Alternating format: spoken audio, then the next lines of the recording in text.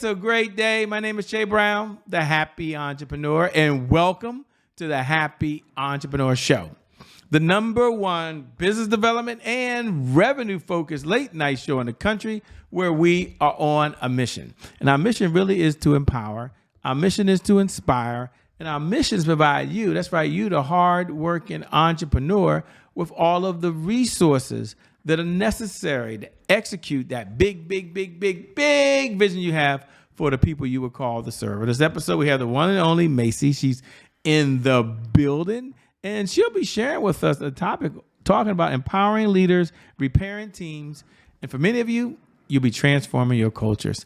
Hello, Maisie. How are you doing? Hi there. Thank you so much for having me. It's great to be here today. Thank you for being here as well. And we'll get into how famous you are. We'll get into your background and all the wonderful things you're doing around the world. But for the person that's watching this showed up that says, Shay, I'm just curious. I love the topic. I'm just curious. What is one sign that a company has a people problem that the leader might not even see? Right. I think the first one is high turnover. And I know leaders can see that, but sometimes they don't understand the root of why you're experiencing high turnover. And when we look at really at why are people leaving, why are you not retaining your people, it goes a lot deeper than just them wanting a different job or more money. It goes a lot deeper with how they feel in the workplace, the environment, the stress level. Um, Most people leave companies because of how they feel, not because of how much money they make.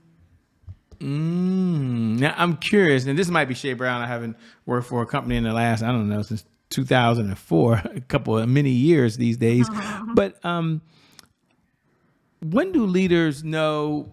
And I want to be fair here, but when a team is struggling, how much of that problem is usually really the leadership problem? I mean, I don't blame the folks, but the company's struggling, the organization struggling, maybe the division is struggling, and how much of that really is contributed to the leader?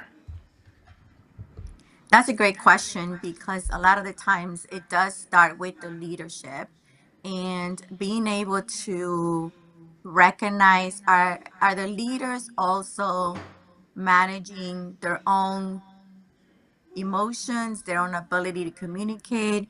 Are they also showing up the best selves in order to be there for their teams?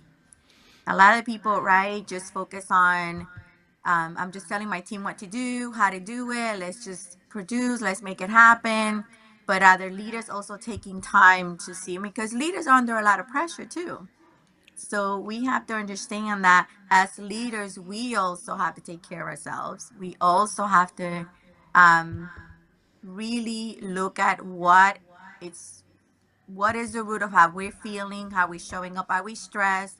Are we overworked? Are we not taking care of ourselves? Are we not sleeping? Just the basic stuff, even sometimes. So then we can show up the best version of ourselves for our team. So yes, I agree that a lot of times it starts with the leadership. Starts with the leadership. And I love how you said that. Ladies and gentlemen, we'll get into her backstory in a minute. She'll tell you how famous she is and all the wonderful things she's done. But some of you are like, Shay, this is good. I need to lead a team. And I'm curious as you're speaking to her, I guess, what do leaders often get wrong when they're trying to fix a broken team? And I don't want to put you on the spot with so many, but we are interested in your view of the world. Leader says, okay, I get it. Something's wrong. And when they try to fix a broken team, what's some things they typically get wrong when they're trying to do the right thing? Right. I think it's because we focus, as leaders, we focus on the outcome, right? We want to see production, we want to see um, people showing up for work, working hard, but are we really looking at what does the team need in order to achieve that? Are they in the right environment? Are they meeting the expectations that you have realistically, right? We also have very different styles. So we don't all produce the same way. We don't all show up the same way. So we have to, as leadership, really get to getting to know our teams, getting to know each team member on a deeper level. What's going on with them at home? Are they getting enough sleep? Are they resting? Is there something that maybe we can adjust either in their schedule, in their workload, so that they can show up the best version of themselves, right? Um, I compare this to families, right? I'm a marriage and family therapist. So the dynamic is very similar. And if we see the lack of communication, the struggle in trusting, in being able to feel that, are we there for each other? Do we have each other's backs? That also applies in the workplace. We need to feel as team members that our leaders are there. Can we come to our leaders? Can we let our leaders know what we're struggling with? And will we get response in knowing that, are they there for us to hear, to give us solutions, to work together? And I think as human beings, we all need that, right? We need to feel like we're connecting, like we're there for each other. It's just a human need. So if we approach it from that perspective, I think it's a lot easier to learn how to relate to our team members. Said so well, by the way. And for folks that are watching right now, no matter how famous you are all around the world, there's some people who are meeting you for the very first time. And we want to thank all of you who are watching and who are tuning in, by the way, and inviting us into your home. We appreciate that. And they might be curious, Shay, tell me, who is Maisie? What is her backstory? I didn't read her bio. I didn't get a chance to do that. They're cooking in the kitchen right now, or maybe you're on the treadmill, or maybe you're at the office and you're just listening in right now. And thanks for joining us on the podcast if you're there. So take a moment, Maisie, if you don't mind. We'll slow down and then we'll speed back up, ladies and gentlemen. Don't worry. But take a moment and tell them, what's your backstory? Like, who are you? What's your backstory? And what was that defining moment that led you to helping people do what you're doing now? I am by trade, right? By career, I am a licensed marriage and family therapist. And I used to be an HR director for many years for a large corporation. And while I worked in both, because I was going to school and working in that field at the same time, I learned to really combine those two things together, right? So I think my experience is unique in the way that um, I have the emotional, the psychology part, while I also have the corporate part, which as an HR, I saw leaders struggle, I saw teams struggle. Um, but how did I get here? That's the question, right? How did I get here? Knowing that I went through my own struggles, right? I was working for a big corporation, and I worked in their finance department. I had no intentions at all of doing anything else. And I went through a very difficult divorce, and it shook me completely. So it changed my life. And I decided, right, in moments like that in our lives, we have to make a decision. Either we fall apart, we stay down, right, sometimes we do because it's hard to get back up, or do we give ourselves permission to rebuild? And I've always been a very challenging person, so I like to challenge myself. I like to know, if I'm here, do I want to stay here or do I want to get to the other side? So I decided that that was a really turning point for me, where I stopped really waiting, I guess, for permission to decide what was next. And I decided I want to learn, I want to grow. I want to take this experience and allow this to help me become the best version of myself. So then I decided at 40 years old, I went back to school. And I Congratulations. had two, thank you, I had two teenagers that needed my time and attention. And I didn't know how I was going to do it, but I decided to do it. And I really learned through that experience to really heal my own wounds And I really learned to grow in a way that had purpose. So when I started doing school and when I started really learning more, I decided, well, I can't just stay with this myself. I got to help others. I got to share this with others. And that's when I started, when I finished my degree, I started doing HR. And with HR, I truly learned so much from experience, how people work, how people function in the work environment. And then combining those two things is when I decided to create One Accord Consulting, which really One Accord means togetherness. It means working as a team together. And that has really helped me really open doors for other people to know that there's always a decision that we make, a decision to grow, a decision to change, and that it is possible. So I speak from my education and professional experience, but I also speak from my own personal experience, which I think it um, makes it very personal for me to want people to create an environment where you feel safe emotionally, where you feel comfortable, and where you want to grow and achieve. Grow and achieve. Thanks for being so authentic. Congratulations, by the way, going back to school. That had to Yeah. be scary, but you did it. Thanks for encouraging us, by the way. I'm curious, as you were speaking about what you've done and what you've gone through, I'm curious, was there, without sharing anything confidential, I'll say that, can you share a time where maybe everything looked good on the outside for a company and they look successful, but on the inside they were struggling? And why was that the case? And again, don't give us anything that's confidential, but kind of frame it for the audience. Yes. Yes. So if you have any team, any corporation that is really making the money, right? It's productive. You see your numbers and they're doing great. So you feel like there is no problem. There's nothing to really look at. But then again, are you looking at how are people feeling in the workplace? Are they stressed out? Are they um, emotionally drained?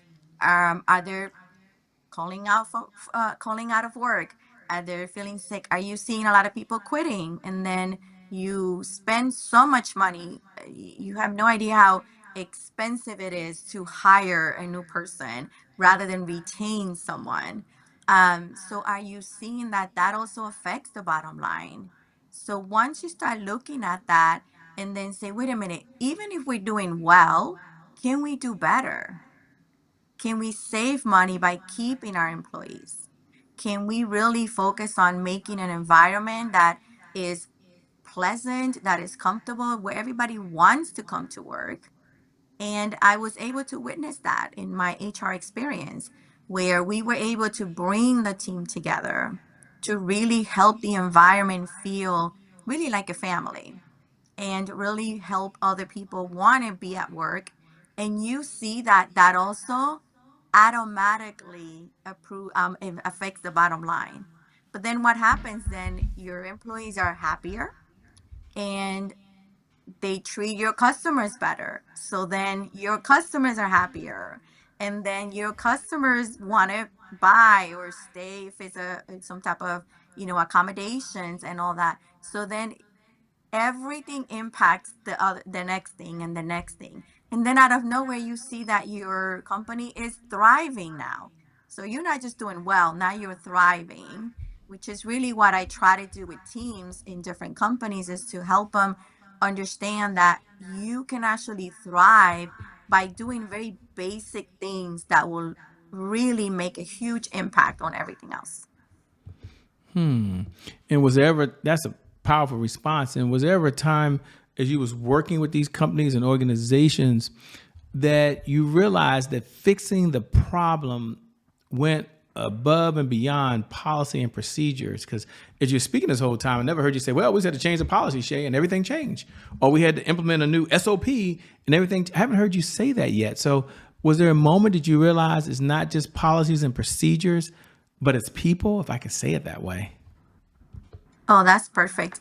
We can have policies and procedures. I mean, they're necessary, right? There has to be an order, has to be expectations. People need to know what they can and cannot do, and that's important.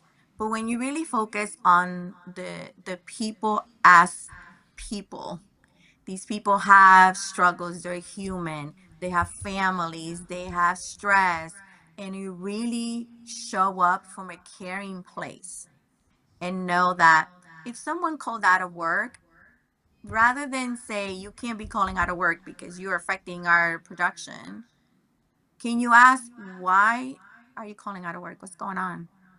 Even though they don't have to be personal, right? Even that question lets the person know, wow, they really care about me. So I want to be here. I want to come into work. I want to do the best while I'm at work because this environment lets me know that they care about me. And again, as human beings, that's just a need. We need to feel like we belong, like we are wanted, and that we are noticed. And that makes a huge difference in how we show up in really any environment. So yeah, it's more about the people than it is about the policies and procedures. And I say that because we still need the policies and procedures, right? But we cannot Sure. only focus on that. There's got to be a more of a personal connection with the actual person. And with that personal connection, how did that change you as a person and how you see the world? I know you do the other side on marriages, and I know you do the therapist side, but I love the part you're doing and weaving your this in the business side, how you're able to take it and make it real personal. So my question is, how did that change you when you came to realization? It's not policies, it's not procedures, it's not just another rule, but it's about the people. How did that change you just as a person?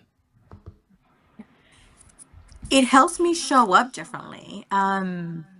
It helps me show up authentically. I think when we take the human side of things, we are just performing. When we understand that we all human and that we need to feel that we are allowed to be humans, especially in the workplace, then we show up more genuinely. And for me, that was one thing that was very important as I was developing, as I was growing. I didn't want to be like anybody else. I didn't want to show up performing. I just wanted to be authentic. And it helps me be genuine in what I do. So it's really like it's just natural. It kind of flows because I'm not performing. And it's really helped me be very genuine and authentic. And for me, that is very important. That is one thing that means a lot to me for people to see that. And even when I hear people say, wow, you're just so natural, that's just comes natural to you and you're so authentic, that means a lot to me because I want to show up that way. I want to see that we all can feel connected. And the only way we can feel connected to another human is by being ourselves. Otherwise, how are we connecting if we're not truly ourselves? Wow, I love it. I can see it in your eyes. You really enjoy what you're doing. And if we can switch for just a moment from the big corporate guys and Mhm. organizations, can we talk to the entrepreneur out there, the Shea Browns of the world and others that might have a small team? I'll say it like that, but they can't afford a big HR department. What are maybe three Mhm. things that they can do to create a healthier workplace for their 5 or 6 employees who are like family? I mean, they're there with them, and they want to lead them, and they do have a little conflict here and there that happens amongst people. But if you Yeah. just say, you know what, if you're a small business owner right now and you can't afford a big HR department, here are 3 things you can do to create a healthy, harmonious environment right where you are. And maybe it's the same principles as a big place. I don't know, but I'm asking for, hey, all you entrepreneurs out there, this one's for you. Yeah. If we focus on again the person more in the sense of let's say a team of 5 people, if we focus on their needs and their emotional I guess, capacity to deal with whatever we're giving them, it's really impactful to look at the need of each person individually. But if I had to name three things, I would say the first one is, with that in mind, to start building trust. Trust is a main component of really any corporation or any success as a team. We need to know that we build trust with each other, right? Are you there for me? Can I trust that I can come to you? But with that, the second one would be emotional safety, right? If I'm having a hard day, can I actually come to you and say, you know what, today's a little rough. I either need to maybe go a little slower today, or can I take a little break, or I can only, do so much today. That is also important because we all have certain capacities, right? Sometimes we cannot show up every single day at 100%, right? But then with that emotional safety helps you create more accountability, right? Because you are able to work with me to really say, I know you're having a rough day. It's okay. Just, take care of everything else you have to take care of. Then we hold ourselves more accountable. And then again, we want to show up better. So then that small team or even big team becomes more of a family. And then we connect, and that's just where it becomes a little bit more natural, where we want to be there, we show up, and we really work together. And you said the perfect word is as a family. As a family. What do you enjoy most about what you're doing right now? Because you seem to be having a lot of fun. You seem to be excited talking about it. What do you enjoy most about it? So I work a lot with families in my private practice, and again, I use the same concepts as I do it with families in corporations, right? I have been to different locations to work with um, law firms, to work with hospitality industries, and really get to more of a grounded um, method to really help the teams really thrive, right? So it's really a family systems that I use as a main framework for everything that we do. Because again, this is where we're able to feel that we belong, that we connect. And I practice that myself, right? So that this is where I keep growing. And every time I go to any corporation, any company, honestly, I always learn something about myself. I always learn something to do either better or differently in my own business. So this is really to have a growth mindset. And I really enjoy working with corporations. Then when I see results, like they reduce turnover and they're really thriving and their teams are feeling more connected, it's just such a reward to know that I was just part of that, and being able to see the outcome. It's just very rewarding to do what I do. So I'm just really blessed to do what I love to do. I'm one of those people that can say, I love what I do, and not everybody can say that. So I'm very blessed to do what I do every day. I can hear it in your voice. We love it. It's good to be blessed to do what you love to really do. If there's a leader that's listening right now and they're tuned in, and there's a lot of leaders listening right now. Thank you all for tuning in, by the way. And they want better people. They want better performance. They want a healthier culture. Again, you said so much.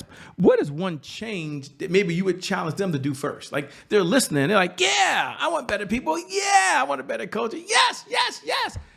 And what if we say, it starts with you? Whatever your level is, there's something you can do to start that process. Again, I know I'm putting you on the spot. It's a loaded question because people are different places, different spaces, different industries, different responsibilities.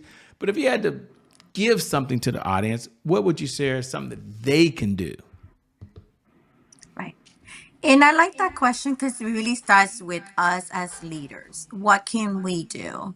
And I'll put it this way. So in my experience as a therapist, right? If I don't work on my own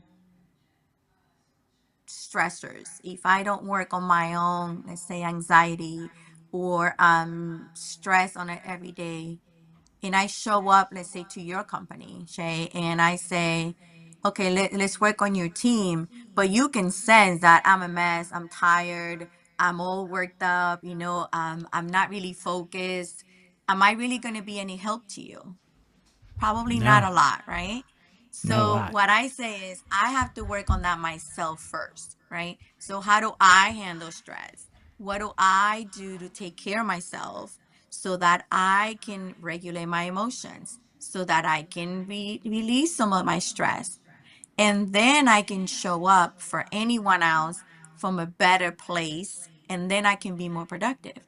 So as leaders, we need to understand that then we have to take care of ourselves first.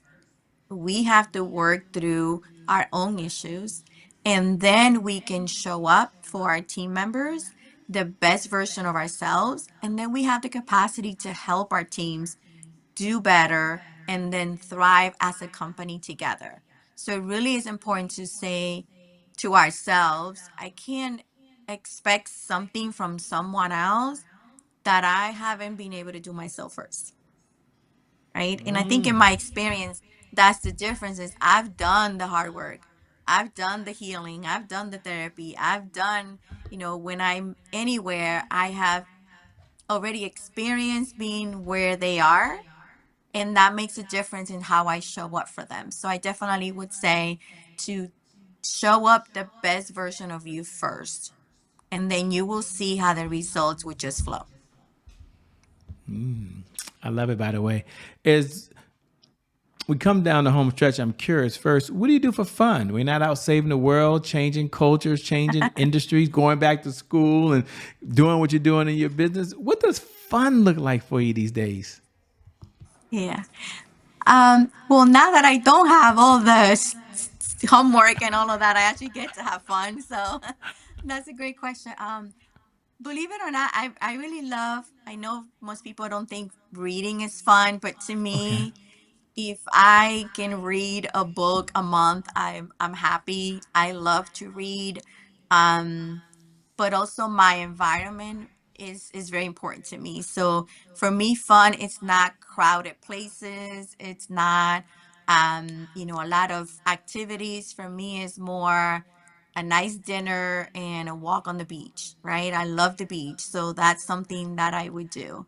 But I do also like to enjoy anything that's, any comedy or anything that's light and anything that really helps me just enjoy my life and really just laugh out loud and really enjoy it. Because my work is very serious and very heavy, I really need those moments of fun. So I'm always very careful to make time for that and to really enjoy a good laugh every now and then, and really give myself permission to not always be so serious and really enjoy my life a lot. So that those are the things I would do for fun. It might not be the same kind of fun as other people, but this is really what works for me.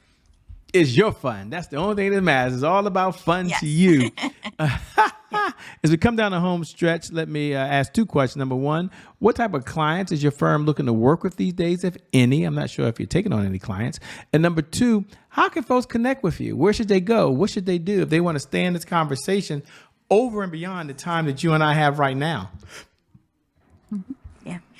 I work with any clients that really any type of teams, right? Like you said, there's smaller teams, there are bigger teams, and really, I wouldn't even wait until you feel like there's anything wrong or anything that needs to be fixing.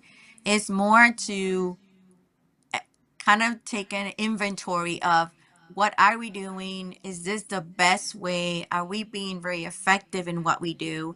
And can we tweak any little things like the ones we've mentioned here to really make things easier, make things better, and really help our team thrive? There's a huge difference between we're doing well, we're doing okay, and we're just succeeding, right? And that's always good. But thriving, to be thriving means that you, again, love what you do, you want to show up for work, you are in an environment that feels safe, that feels enjoyable, that you want to be in every day. So those are the teams that I work with. Obviously, also, if you have noticed that there's a lot of turnover, a lot of stress, and then that's also a sign. So you already know there's something to address. So that is really, those are the, the corporations that I work with. The teams, again, it doesn't matter the size, whether small teams or larger teams.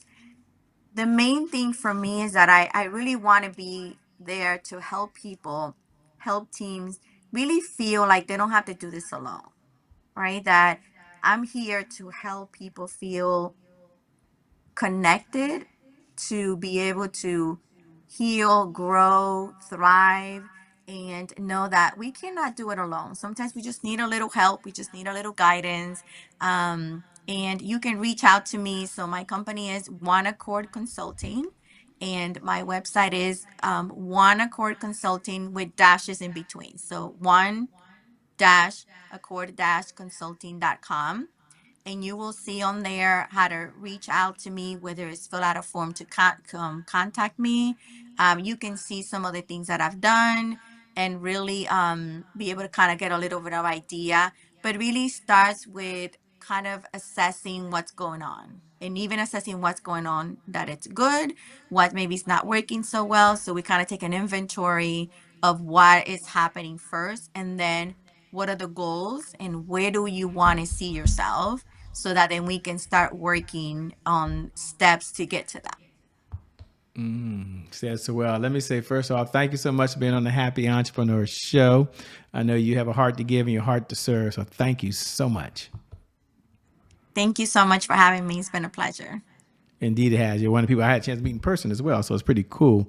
With that being Yeah, it's said, good to thank you see so you much for again. you, the audience. You allowing us to be into your home, stream directly to you. We appreciate that. And I'll never get tired of reminding you, every night, 11 p.m. Eastern Standard Time, no matter what's going on in your life, whether you're doing really, really well and there's that next level of success, and I know you're reaching for it, by the way, congratulations, or maybe you're watching right now and you've been hit with the punch that you never saw coming.